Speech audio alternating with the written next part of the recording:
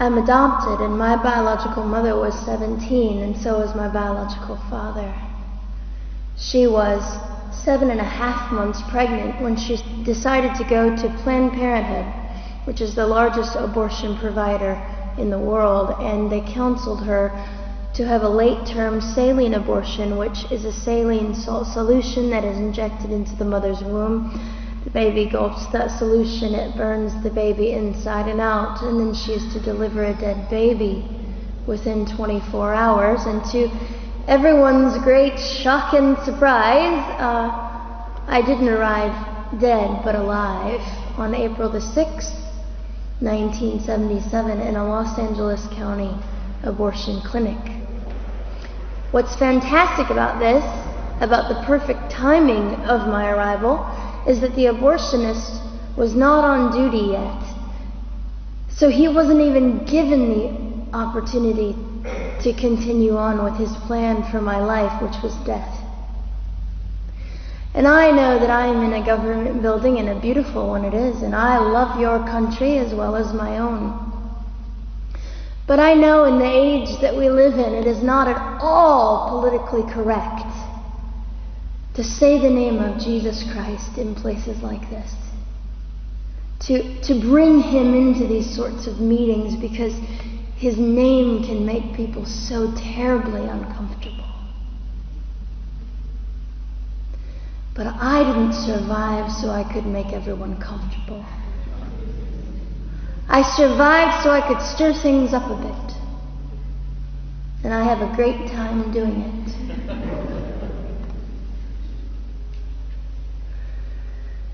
And so I was delivered alive, as I've already said, after 18 hours. I should be blind, I should be burned, I should be dead. And yet I'm not. You know what is fantastic vindication is the fact that the abortionist had to sign my birth certificate. So I know who he is. And it also says, for any skeptic listening, on my medical records, born during saline abortion. Ha! They didn't win. I've done some research on the man that performed the abortion on me. And his clinics are the largest chain of clinics in the United States of America, and they gross $70 million a year. I read a quote from him at some point several years ago, and he said, "I have aborted over 1 million babies, and I consider it my passion." I tell you these things because, listen, ladies and gentlemen, we are in an interesting battle, whether we realize it or not, in this world. It is a battle between life and death. What side are you on?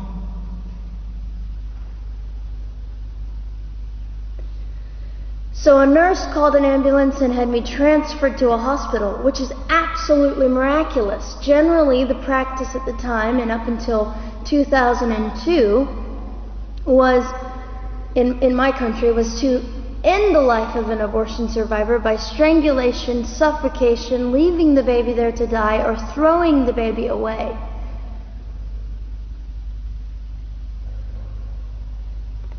But on August the 5th, 2002, my extraordinary President Bush signed into law the Born Alive Infants Protection Act to prevent that from occurring anymore. You see, we're playing for keeps. We're playing I'm hoping to be hated by the time that I die so that I can feel God about me and understand what it was to be hated. He was hated. Christ was hated. And not that I look forward to being hated, but I know along my journey, I know I'm already hated because I declare life. I say, you didn't get me. The silent Holocaust didn't win over me. And my mission, ladies and gentlemen, among many things, is this: to infuse humanity into a debate that we have just compartmentalized and set on a shelf and said it is an issue. We have removed our emotions. We are becoming harder. Do you really want that? How much are you willing to take, and how much are you willing to risk to speak the truth in love and graciousness and stand up and at least be willing to be hated? Or at the end of the day, is it all about you or me? And so, after that, I was placed in an emergency foster care home, where they decided they didn't like me very well, and as I'm fond of saying, I don't know how you could not adore me right from the start. What is wrong with these people? But they didn't. You see, I've been hated since conception by so many, and loved by so many more, but most especially by God. I'm his girl. You don't mess with God's girl. I got a sign on my forehead that says, you better be nice to me because my Father runs the world. So after I was placed in the mean home, I was taken out of the mean home and placed into another home, a beautiful home, Penny's home. And she said by this time I was 17 months old, 32 pounds of dead weight, and diagnosed with what I consider to be the gift of cerebral palsy, which was caused directly by the lack of oxygen to my brain while I was trying to survive. Now, I am just compelled to say this.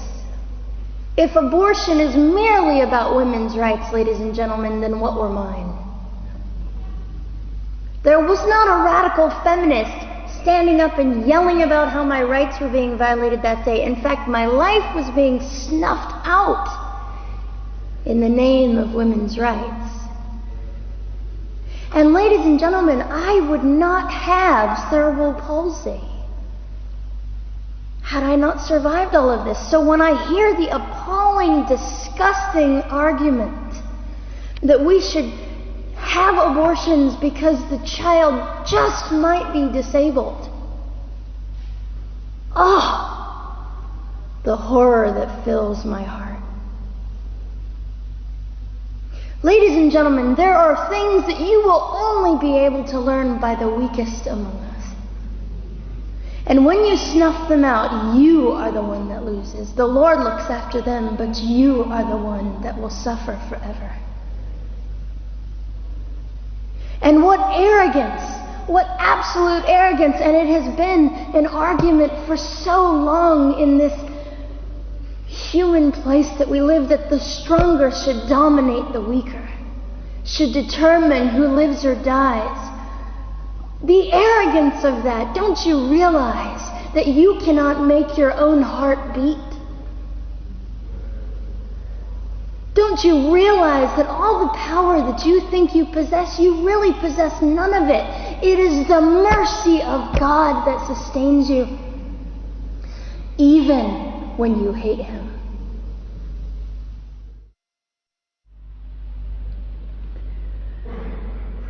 So they looked at my dear Penny and they said, Gianna will never be anything, which is always encouraging. And she decided to ignore them, and she worked with me 3 times a day, and I began to hold up my head, and they said, well, Gianna will never this and never that. Long story shorter, I was walking by the age of 3.5 with a walker and leg braces, and I stand up here today with a mild little limp, and without a walker and leg braces. I fall gracefully sometimes and very ungracefully at other times, depending on the situation. that I consider it all for the glory of God. You see, ladies and gentlemen, I am weaker than most of you, but this is my sermon. And what a small price to pay to be able to blaze through the world as I do and offer hope. And I think in our misunderstanding of the way things work, we misunderstand how beautiful suffering can be. I don't willingly sign up for it, but when it comes, we forget. We forget that God is in control and God has a way of making the most miserable thing beautiful.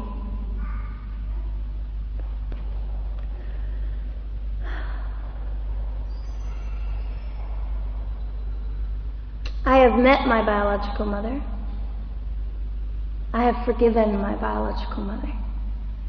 I am a Christian.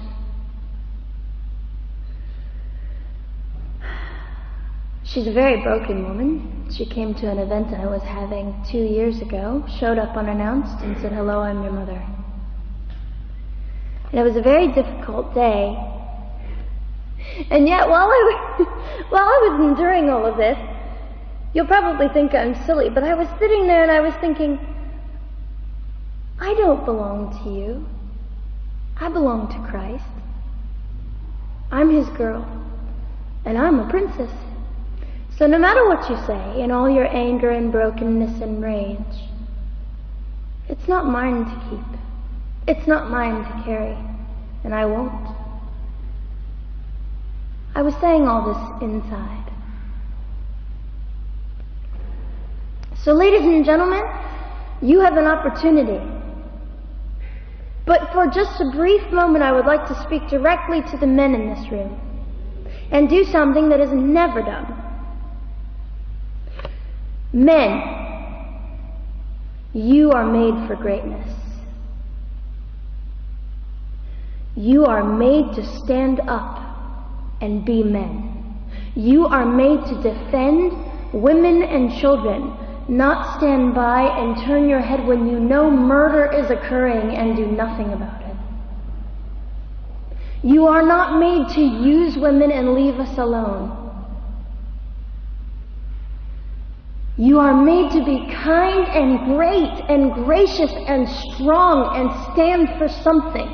Because men, listen to me. I am too tired to do your job. Women, you are not made for abuse. You are not made to sit and not know your worth and your value. You are made to be fought for forever. So now is your moment. What sort of people are you going to be? I trust incredible. I trust, men, you will rise to the occasion. To the politicians listening, particularly to the men, I would say this: you are made for greatness. Set your politics aside. You are made to defend what is right and good. This fiery young girl will stand here and say, now's your moment. What sort of man do you want to be? A man obsessed with your own glory, or a man obsessed with the glory of God?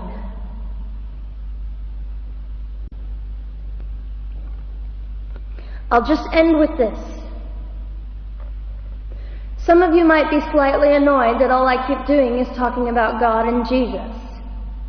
But how on earth can I walk about limping through this world and not give all my heart and mind and soul and strength to the Christ who gave me life?